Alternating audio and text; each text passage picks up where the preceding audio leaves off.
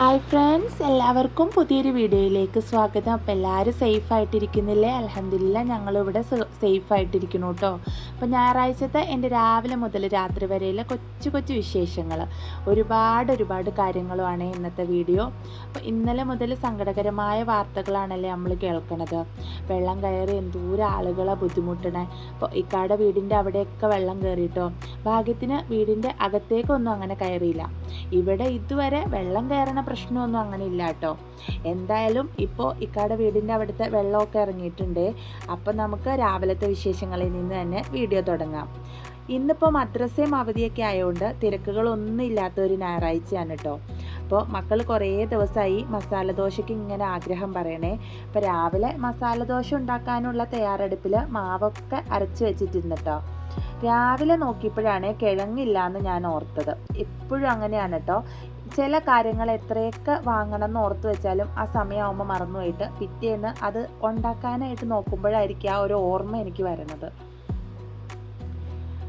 പിന്നെ മസാല മാറ്റി ദോശയും ചട്നിയും ഒപ്പം എൻ്റെ ഒരു തട്ടിക്കൂട്ട് ചമ്മന്തിപ്പൊടി ആക്കാമെന്നങ്ങ് വിചാരിച്ച്. അപ്പോൾ രാവിലത്തെ കാര്യം അങ്ങനെ തീരുമാനമാക്കി അതിൻ്റെ പണി തുടങ്ങി കേട്ടോ.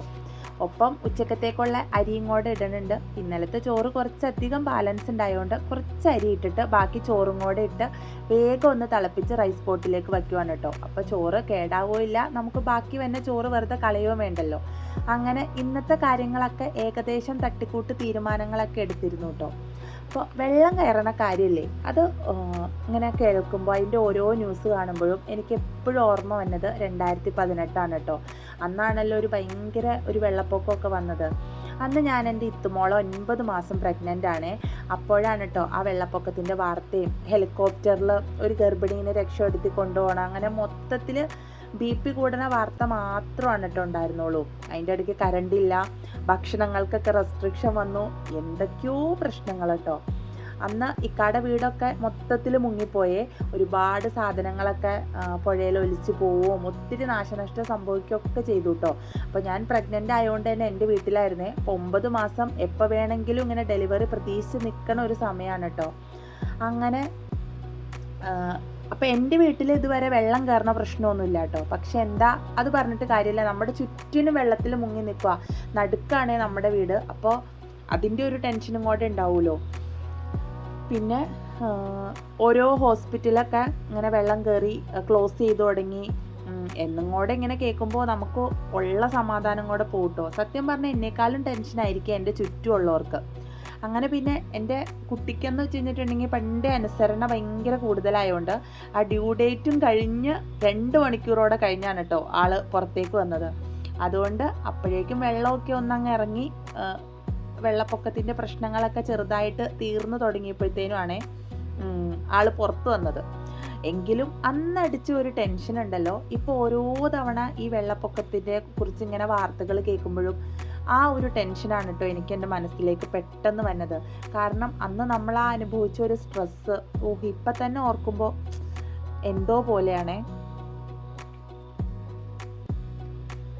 പിന്നെ രണ്ടാമത്തെ പ്രഗ്നൻസി അതിലും അടിപൊളിയായിരുന്നേ. കൊറോണയുടെ ലോക്ക്ഡൗൺ സമയത്തായിരുന്നു കേട്ടോ രണ്ടാമത്തെ പ്രഗ്നൻസിയും ഡെലിവറിയും ഒക്കെ.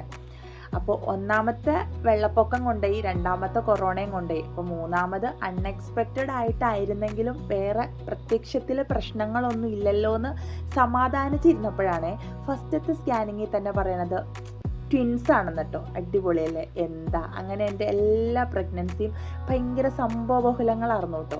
മസാല ദോശയിൽ നിന്ന് ഡെലിവറി വരെ എത്തിയില്ലേ കാര്യങ്ങൾ. അല്ലെങ്കിലും അങ്ങനെയാണ്, സംസാരം തുടങ്ങിയാൽ പിന്നെ അങ്ങനെ തെന്നിമാറി പല വിഷയങ്ങളിലേക്ക് പോകുന്നത് അറിയില്ല കേട്ടോ. അപ്പോൾ ആദ്യമായിട്ട് കാണുന്ന കൂട്ടുകാരൊക്കെ ചാനൽ സബ്സ്ക്രൈബ് ചെയ്യാൻ മറക്കല്ലേ. നിങ്ങൾക്ക് ഇതുപോലെ മറക്കാൻ പറ്റാത്ത എന്തെങ്കിലുമൊക്കെ അനുഭവങ്ങളുണ്ടെങ്കിൽ കമൻ്റായിട്ട് പറയാനും മറക്കണ്ട കേട്ടോ. അപ്പോൾ അങ്ങനത്തെ രാവിലത്തെ തിരക്കും ബഹളങ്ങളും ഒക്കെ കഴിഞ്ഞ് ഓടി പണികളൊക്കെ ഒതുക്കണത് ഇന്ന് വേറൊരു കാര്യം കൂടെ ഉണ്ട്. അപ്പം നല്ല നെയ്യിട്ട് മൊരിഞ്ഞ മസാല ദോശയും ഒപ്പം തേങ്ങാ ചട്നിയും പിന്നെ എൻ്റെ തട്ടിക്കൂട്ട് ചട്നി കേട്ടോ.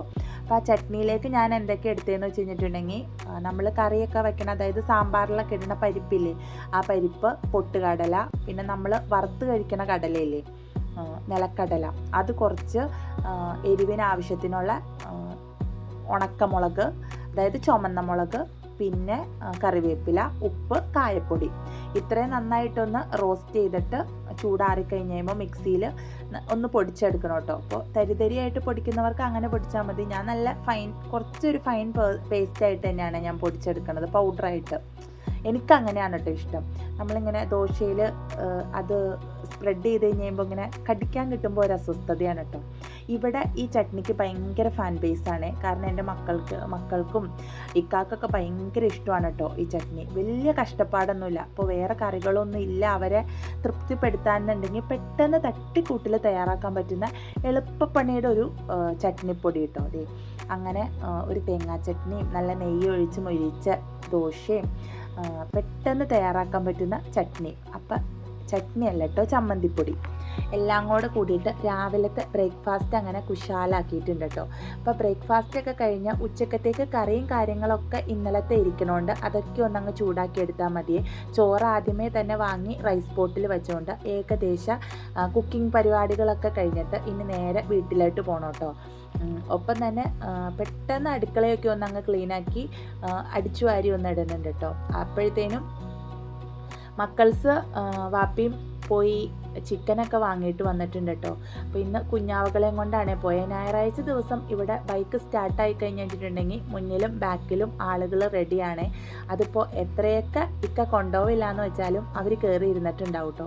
പിന്നെ വാപ്പി വീട്ടിലിരിക്കുന്ന ദിവസമല്ലേ അവർക്ക് ഇതുപോലെ അവരുടെ ഇഷ്ടത്തിനൊക്കെ വാപ്പീനെ കിട്ടുള്ളൂ. അപ്പോൾ പിന്നെ നമ്മൾ ഒരുപാട് വാശി എടുത്തിട്ടൊന്നും കാര്യമില്ല കേട്ടോ. അപ്പോൾ അങ്ങനെ ഇതേ മക്കൾ പോയിട്ട് വന്നപ്പോൾ എന്തോ ചെറുതായിട്ട് ബൈക്കൊന്ന് ചെരിയൊക്കെ ചെയ്തു കേട്ടോ. അപ്പോൾ അതിൻ്റെ കഥയും കാര്യങ്ങളൊക്കെയാണ് പറഞ്ഞുകൊണ്ടിരിക്കുന്നത്. അപ്പോൾ മക്കളോട് ചോദിച്ചു കഴിഞ്ഞപ്പോൾ മക്കൾ കണ്ടിട്ടുമില്ല അറിഞ്ഞിട്ടുമില്ല എന്നുള്ള ഭാവം കേട്ടോ. ചില സമയത്ത് അങ്ങനെയാണ്. ഇനി ഇതൊക്കെ കഴിഞ്ഞ് നമ്മൾ എന്തെങ്കിലും തിരക്കിലിരിക്കുന്ന സമയത്തായിരിക്കും കേട്ടോ ഇവർക്ക് ഇപ്പോൾ ഈ കഥ പറയാനുള്ളത്. അങ്ങനെ പിന്നെ ചായയും കടിയൊക്കെ റെഡിയായി കഴിഞ്ഞ് കഴിഞ്ഞാൽ എല്ലാം ഒന്ന് ടേബിളിലേക്ക് എടുത്തിട്ട് ഞങ്ങൾ ചായ കുടിക്കാനായിട്ടിരുന്നേ. അപ്പോൾ ഇന്ന് മെയിനായിട്ട് ചിക്കൻ വാങ്ങിക്കൊടുന്നുണ്ട്. ചിക്കൻ വാങ്ങിയത് എന്തിനാന്ന് വെച്ച് കഴിഞ്ഞിട്ടുണ്ടെങ്കിൽ കുറേ നാളായിട്ട് മക്കൾ മസാല ദോശ പോലെ തന്നെ ഒരു ആഗ്രഹം പറയണതാണ് കേട്ടോ, ബ്രോസ്റ്റ് കഴിക്കണമെന്ന്. അപ്പോൾ പുറത്ത് പോയി കഴിക്കാമെന്നൊക്കെ ഉള്ള രീതിയിൽ ഇങ്ങനെ കുറേ ആയിട്ട് ഇന്നാവട്ടെ നാളാവട്ടെ എന്നുള്ള രീതിയിൽ ഇങ്ങനെ ഇരിക്കുമായിരുന്നു. പിന്നെ പല സാഹചര്യങ്ങളുടെ സമ്മർദ്ദം മൂലം നമ്മൾക്ക് അങ്ങനെ പുറത്തേക്ക് പോകാനായിട്ട് പറ്റിയില്ല കേട്ടോ. ഇപ്പോൾ പൊതുവെ മുമ്പൊക്കെ ഇങ്ങനെ റെസ്റ്റോറൻറ്റുകളിൽ കൂടെ പോയി കഴിക്കാനും പുറത്ത് പോയി കഴിക്കാനൊക്കെ എനിക്ക് നല്ല ഇഷ്ടമായിരുന്നേ. പക്ഷേ ഈ ട്വിൻസും കൂടെ വന്നേ പിന്നീട് അങ്ങനെ പുറത്ത് പോയിട്ട് കഴിക്കാൻ എനിക്ക് എന്തോ ഒരു താല്പര്യമില്ല കേട്ടോ. കാരണം പല സ്ഥലങ്ങളിലും നമ്മൾ ഈ മക്കളെയും കൊണ്ട് ചെല്ലുമ്പോൾ ഉണ്ടല്ലോ, ഓരോരുത്തരുടെ നോട്ടമൊക്കെ കാണുമ്പോൾ ആദ്യമായിട്ട് എനിക്കാണോ ഈ 4 മക്കൾ അങ്ങനത്തെ ഒരു നമുക്ക് സ്വയം എന്തോ ഒരു ബുദ്ധിമുട്ട് തോന്നുന്ന രീതിയിലാണ് കേട്ടോ ഓരോ ആളുകളുടെ നോട്ട്. ചിലർ നല്ല നോർമലായിട്ട് ചിരിച്ച് ഇങ്ങനെ ട്വിൻസാണോ എന്നൊക്കെ ഇങ്ങനെ ചോദിച്ച് സംസാരിച്ച് പോണവരുണ്ട് കേട്ടോ. എന്നാൽ മറ്റു ചിലരിങ്ങനെ മാറി നിന്നിട്ട് എന്തോ അടക്കം പറയണ പോലെ ചിരിക്കണ പോലെ എന്തൊക്കെയോ പോലെ കേട്ടോ. അപ്പോൾ അതുകൊണ്ട് തന്നെ മാക്സിമം ഇപ്പോൾ പുറത്ത് പോയിട്ടുള്ള ഭക്ഷണം കഴിപ്പ് ഞങ്ങൾ വളരെ കുറവാണ്. അല്ലെങ്കിൽ നമ്മളങ്ങനെ സ്ഥിരമായിട്ട് അങ്ങനെ നമുക്ക് കംഫർട്ടായിട്ടുള്ള അടുത്ത് മാത്രമാണ് പോകാറുള്ളൂ. എന്നാലും മാക്സിമം ഞാനിങ്ങനെ പുറത്ത് പോകുന്ന ഭക്ഷണം കഴിക്കാനൊക്കെ പോണ അവസരങ്ങൾ അങ്ങ് ഒഴിവാക്കാറാട്ടോ പതിവ്. പിന്നെ നിവർത്തിയില്ലാത്ത സമയത്ത് പോകും. അല്ലെങ്കിൽ അത് മാത്രമല്ല, ഇവരെയും കൊണ്ട് വേറെ ഒരാളില്ലാതെ നമ്മൾ ഒറ്റയ്ക്ക് അങ്ങനെ പോകുമ്പോൾ മാനേജ് ചെയ്യാനായിട്ടും കുറച്ചധികം പാടാണ്. അപ്പോൾ കുറച്ചുകൂടെ അറിവായിട്ടായി കഴിഞ്ഞ് കഴിഞ്ഞിട്ടുണ്ടെങ്കിൽ കുഴപ്പമില്ലല്ലോ ആ ഒരു ഇതിൽ. ആരെങ്കിലൊക്കെ കൂടെ സപ്പോർട്ടിനുണ്ടെങ്കിൽ കുഴപ്പമില്ല കേട്ടോ. എങ്കിലും മാക്സിമം അങ്ങനെ ഇപ്പോൾ കുറേ ആയിട്ട് പോക്കൊക്കെ വളരെ കുറവാണ്. അതുകൊണ്ട് തന്നെ ഇന്നിപ്പോൾ മക്കളുടെ ആ ഒരു ആഗ്രഹം കൂടി സാധിച്ചു കൊടുക്കാമെന്ന് അങ്ങ് വിചാരിച്ചു. അങ്ങനെ പിന്നെ പെട്ടെന്ന് പാത്രമൊക്കെ ഒന്നങ്ങ് കഴുകിയെടുത്ത് കിച്ചണും ഒന്നങ്ങ് ക്ലീൻ ചെയ്തിട്ടിട്ട് വേണം കേട്ടോ ഞാൻ മുമ്പ് പറഞ്ഞ വീട്ടിലോട്ട് പോകാനായിട്ട്. ഇന്നിപ്പോൾ ഞാൻ വീട്ടിലോട്ട് പോകാൻ എൻ്റെ ആവശ്യമല്ല കേട്ടോ. അപ്പോൾ ആങ്ങളുടെ വണ്ടി 2-3 ദിവസമായിട്ട് AC കംപ്ലൈൻ്റ് ആയിട്ട് കിടക്കാൻ തുടങ്ങിയിട്ട്, അപ്പോൾ ആദ്യം പോയി ഒന്ന് പകുതി റെഡിയാക്കി വെച്ചിട്ട് വന്നേക്കണയാണേ.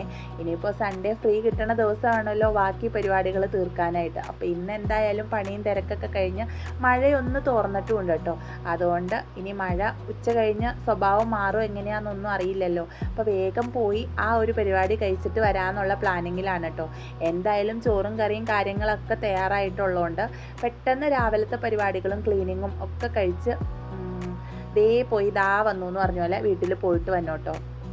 അല്ലെങ്കിലും ഞായറാഴ്ച ദിവസം എത്രയൊക്കെ തിരക്കില്ല നമുക്ക് ഫ്രീ ആയിട്ടിരിക്കാമെന്ന് വിചാരിച്ചാലും എന്തെങ്കിലുമൊക്കെ തിരക്കുകൾ വന്നിട്ട് അന്ന് മൊത്തം ഒരു ഓട്ടപ്പാച്ചിൽ തന്നെയായിരിക്കും കേട്ടോ. ഇപ്പോൾ കുറേ ആയിട്ട് എൻ്റെ ലൈഫ് മൊത്തത്തിൽ ഈ ഒരു ഓട്ടപ്പാച്ചിലാണ്.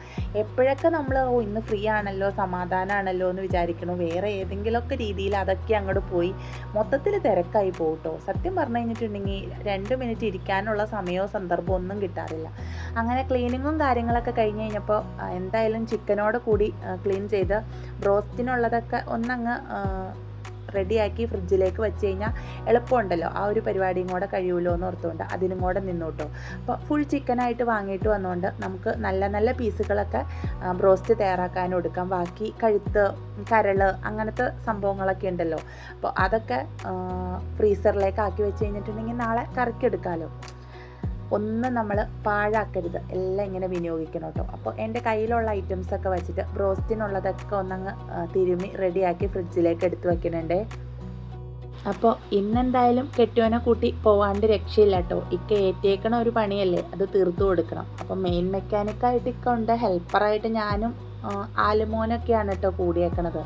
അപ്പോൾ വീട്ടിൽ നിന്ന് മുതൽക്കേ കട്ട ഹെൽപ്പിന് നിൽക്കുന്നുണ്ട് കേട്ടോ. ഹെൽപ്പ് നിൽക്കാനുള്ള വേറൊരു കാരണം കൂടെ ഉണ്ട്. ആങ്ങളയുടെ അടുത്ത് ഹെൽപ്പറിനുള്ള കൂലി സെപ്പറേറ്റ് വാങ്ങാനുള്ളതാണ് കേട്ടോ. കിട്ടുമെന്നൊന്നും അറിയില്ല, എങ്കിലും ചോദിക്കാനുള്ളത് ചോദിക്കണമല്ലോ. ചോദിച്ച് കിട്ടിയാൽ കിട്ടി, പോയാൽ പോയി, അത്രേ ഉള്ളൂ കേട്ടോ. ചുമ്മാ ഒരു രസമല്ലേ. അപ്പോൾ വീഡിയോ കാണുന്ന കൂട്ടുകാരൊക്കെ സബ്സ്ക്രൈബ് ചെയ്ത് സപ്പോർട്ട് ചെയ്യാൻ മറക്കല്ലേ. അതുപോലെ കമൻറ്റ്, നിങ്ങൾ എന്തെങ്കിലുമൊക്കെ അഭിപ്രായങ്ങൾ കമൻറ്റായിട്ടും അറിയിക്കണം കേട്ടോ. പെട്ടെന്ന് അങ്ങനെ കിച്ചൻ്റെ പരിപാടിയും കാര്യങ്ങളൊക്കെ കഴിഞ്ഞു കേട്ടോ. ഇന്നിപ്പോൾ എല്ലാ പണികൾക്കും ഒരു സ്പീഡ് കുറച്ച് കൂടുതലാണ്. കാരണം കുറച്ച് സമയത്തിൽ ഒരുപാട് കാര്യങ്ങൾ ചെയ്യാനുള്ള പോലെയാണ് കേട്ടോ എനിക്ക് തോന്നുന്നത്. പിന്നെ പെട്ടെന്ന് ടേബിളും കൂടെ കൂടിയിട്ട് തുടച്ച് നിന്ന നിൽപ്പിൽ റെഡിയായി പോകാമെന്ന് അറിയില്ലേ. അപ്പോൾ മക്കളൊക്കെ സെയിം ഡ്രസ്സ് തന്നെയാണ് ഇട്ടേക്കണം. കാരണം ഇവിടെ നിന്ന് ഒരു 1 കിലോമീറ്ററിൻ്റെ വ്യത്യാസം പോലും ഇല്ല കേട്ടോ എൻ്റെ വീട്ടിലേട്ട്. സത്യം പറഞ്ഞാൽ നടന്നു പോകാനുള്ള ദൂരം ഉള്ളൂ എന്ന് വേണമെങ്കിൽ പറയാം. അപ്പോൾ ഞങ്ങൾ പോകുന്ന സ്ഥിതിക്ക് ഇച്ചാപ്പിക്കുള്ള ഒരു 2 ദോശയും ഇച്ചിരി ചമ്മന്തിപ്പൊടി എടുക്കുന്നുണ്ട് കേട്ടോ. ആൾക്ക് ദോശയൊക്കെ നല്ല ഇഷ്ടമാണ്. അപ്പോൾ എന്തായാലും ഞങ്ങൾ കഴിച്ച് കഴിഞ്ഞുല്ലോ. അങ്ങനെ മക്കളൊക്കെ ആദ്യമേ റെഡിയായി സെറ്റായിട്ടുണ്ട്. പിന്നെ ഇക്കായും റെഡി ആയിട്ടുണ്ട്. അപ്പോൾ മെയിൻ മെക്കാനിക്ക് പുള്ളിയുടെ കയ്യിൽ ഒതുങ്ങുന്ന ടൂൾസൊക്കെ എടുത്തു. നമ്മൾ ഹെൽപ്പർ ഇവിടെ നിന്ന് റെഡി ആവണോണ്ട് അത്യാവശ്യം എനിക്ക് എടുത്താൽ പൊങ്ങുന്ന ടൂൾസൊക്കെ ഞാനും എടുത്ത് ഞങ്ങളങ്ങനെ പോകുവാണ് കേട്ടോ. ഇനിയിപ്പോൾ നേരെ വീട്ടിൽ ചെന്ന് ബാക്കി പണികൾക്കായിട്ട് നിൽക്കണേ. വീട്ടിൽ ചെന്ന് കഴിഞ്ഞപ്പോഴത്തേനും ആങ്ങളെന്തായാലും ഉറക്കത്തിൽ നിന്ന് എഴുന്നേറ്റിട്ടില്ല കേട്ടോ. ആളപ്പോൾ നൈറ്റ് ഓട്ടോ ഒക്കെ കഴിഞ്ഞ് വന്നിട്ട് ഉറക്കം തെളിയാത്തതുകൊണ്ട് പുള്ളി നിങ്ങൾ പണിതോന്നുള്ള രീതിയിൽ നിൽക്കുവാണേ. അപ്പോൾ ഇക്കാടെ ഡ്യൂട്ടി വന്നപ്പോൾ തന്നെ ഏറ്റെടുത്തിട്ടുണ്ട് കേട്ടോ. അല്ലെങ്കിലും പുള്ളിയുടെ വർക്കിൻ്റെ കാര്യത്തിൽ ഭയങ്കര ഡെഡിക്കേഷനാണ് കേട്ടോ. വീട്ടിൽ നിന്ന് ദോശ പകുതിക്ക് വെച്ച് കഴിപ്പ് നിർത്തിയ ആൾ ഇവിടെ വന്നു കഴിഞ്ഞിട്ട് നാത്തൂൻ്റെ കയ്യിൽ നിന്ന് ആ ദോശ മേടിച്ച് തിന്നണയാണ് കാണുന്നത്. സെയിം ദോശയാണെന്ന് ഓർക്കണം. മക്കളുടെ കാര്യമൊക്കെ ഇങ്ങനെയാണ് കേട്ടോ. അങ്ങനെ വാപ്പി എന്തായാലും വണ്ടിയുടെ അടിയിൽ കയറി കൂടിയിട്ടുണ്ട്. ഒപ്പം കട്ടയ്ക്ക് എൻ്റെ ആലുമോനും ഹെൽപ്പിനായിട്ട് നിൽക്കുന്നുണ്ട് കേട്ടോ. ഇങ്ങനത്തെ പണികളൊക്കെ നല്ല ഇഷ്ടമാണ്. എന്തായാലും ഇക്ക അതിൻ്റെ അടിയിൽ കയറി കിടക്കണോണ്ട് അവിടെ എന്തോ തിന്നാനുണ്ടെന്ന് ഓർത്തിട്ടാണോ എന്നറിയില്ല. വാപ്പിച്ചിയുടെ കോഴി സെറ്റുകളെല്ലാം വണ്ടിയുടെ അടിയിൽ കയറി കൂടിയിട്ടുണ്ട് കേട്ടോ. അപ്പോൾ ഇക്കാനെ ഹെൽപ്പ് ചെയ്യാൻ മെയിൻ ഡ്യൂട്ടി എനിക്ക് ഈ കോഴീനെ ഓടിക്കാനാണെന്ന് പറയാം. അങ്ങനെ പണി തുടങ്ങിയപ്പോഴത്തേനും കഷ്ടകാലം എന്ന് പറഞ്ഞ പോലെ മഴയും തുടങ്ങി കേട്ടോ. അപ്പോൾ മഴ ശക്തി പ്രാപിക്കുകയാണെങ്കിൽ എന്തായാലും ഇന്നും പണി നടക്കൂലേ. പിന്നെ ചെറുതായിട്ട് ചാറ്റൽ മഴയൊക്കെ അങ്ങോട്ട് പൊടിഞ്ഞ് നിൽക്കണുണ്ട്. ഇക്ക പിന്നെ വണ്ടിയുടെ അടിയിലായതുകൊണ്ട് ഇക്കയുടെ മേലൊന്നും നനയില്ല കേട്ടോ. പക്ഷെ കാല് നന്നായിട്ട് മഴവെള്ളം ചാടുന്നുണ്ട്. ഹെൽപ്പറായതുകൊണ്ട് എനിക്ക് അടങ്ങിയിരിക്കാൻ പറ്റുമല്ലോ. എനിക്കും നല്ല പണികളായിട്ട് തരുന്നുണ്ട് കേട്ടോ.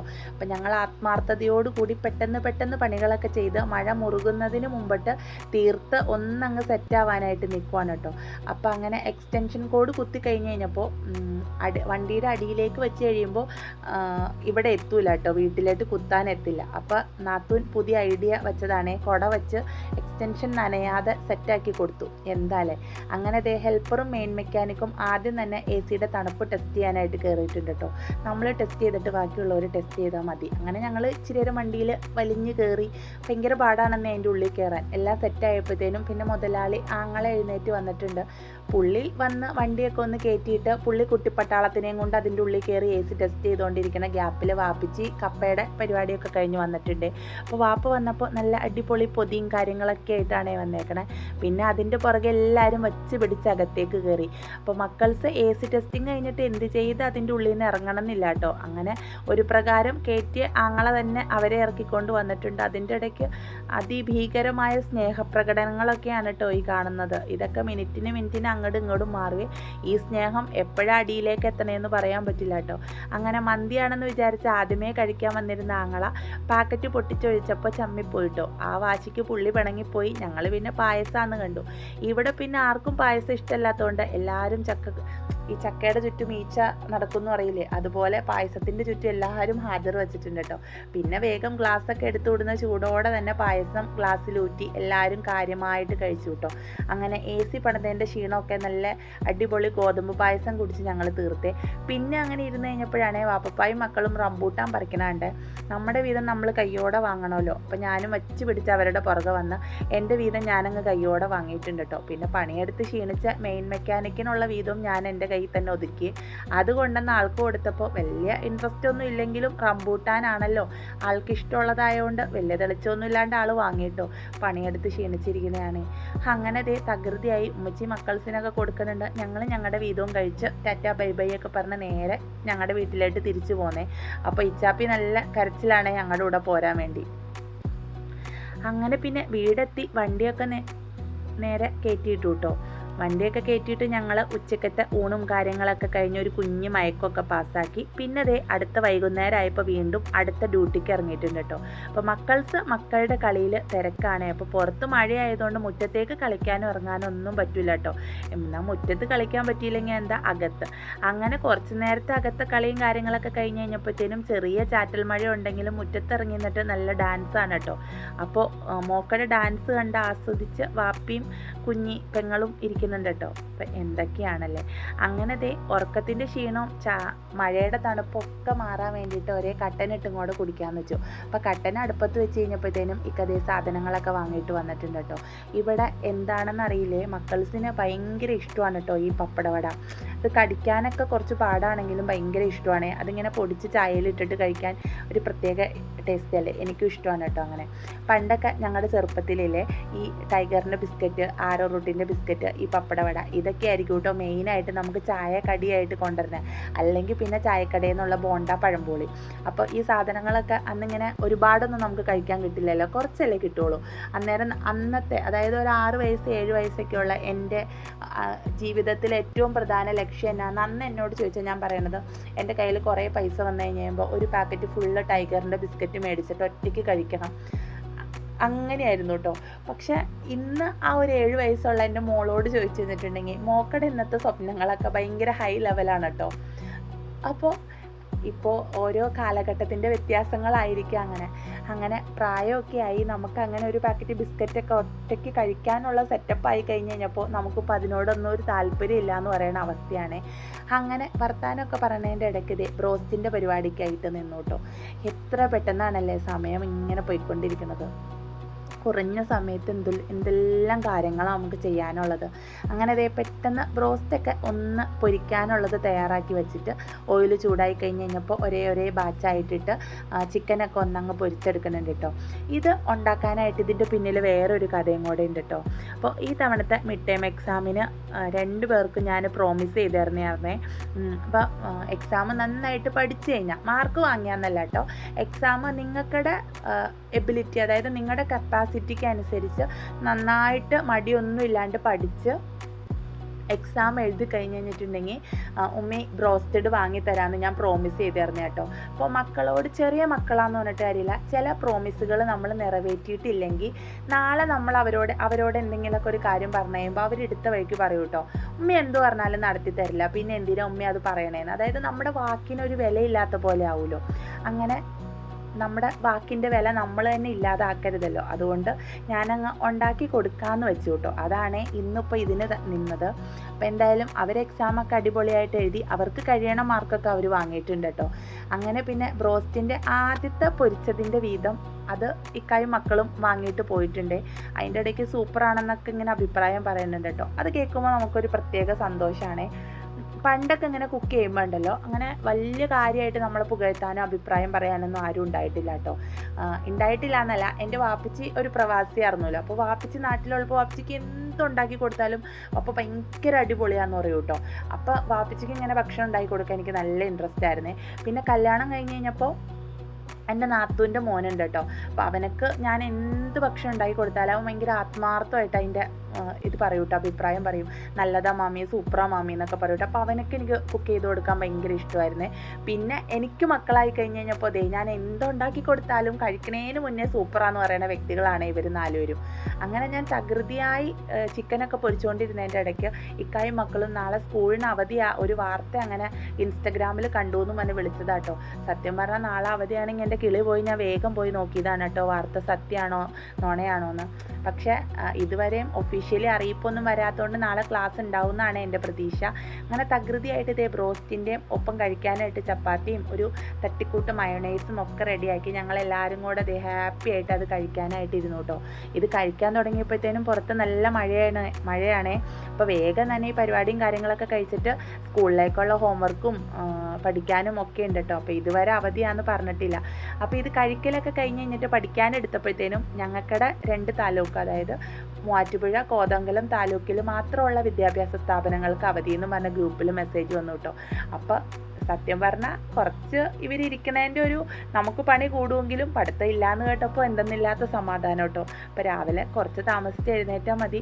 പിന്നെ പഠിച്ചിട്ടില്ല, ഹോംവർക്ക് ചെയ്തിട്ടില്ല, ഇനിയിപ്പോൾ അതിന് വേണ്ടിയിട്ട് ഇരിക്കേണ്ട, നമുക്കും എല്ലായിടത്തും പോയി ഒന്ന് ഇരുന്നോ കിടന്നോ റെസ്റ്റ് ചെയ്യാം. എന്തൊക്കെയാണല്ലേ. ഇപ്പോൾ മക്കൾസ് പഠിക്കണേന് അവരെക്കാളും ടെൻഷൻ എനിക്കാണ് കേട്ടോ. ഞാൻ പഠിച്ച സമയത്ത് പോലും എനിക്ക് ഇത്രയും ടെൻഷൻ ഇല്ലായിരുന്നു എന്ന് തോന്നുക. എന്തൊക്കെ കാര്യങ്ങൾ നമ്മൾ അവർക്ക് വേണ്ട പുറകെ നടന്ന് ഓടി നടക്കണ്ടേ. അപ്പോൾ ബാക്കി പാത്രം കഴിവൽ ക്ലീനിങ് കാര്യങ്ങളൊന്നും ഞാൻ ഇട്ടിട്ടില്ലല്ലോ. എപ്പോഴും ക്ലീനിങ് കാണുമ്പോൾ നിങ്ങൾക്കും ബോറടിക്കില്ലേ. അപ്പം അങ്ങനെ ഏകദേശം എൻ്റെ പരിപാടികളൊക്കെ കഴിഞ്ഞ് കിച്ചൺ ബ്യൂട്ടി ഇന്നത്തെ വീഡിയോ എല്ലാവർക്കും ഇഷ്ടമായി എന്ന് വിചാരിക്കുന്നു. അപ്പോൾ വീണ്ടും കാണാം. Bye friends, thanks for watching.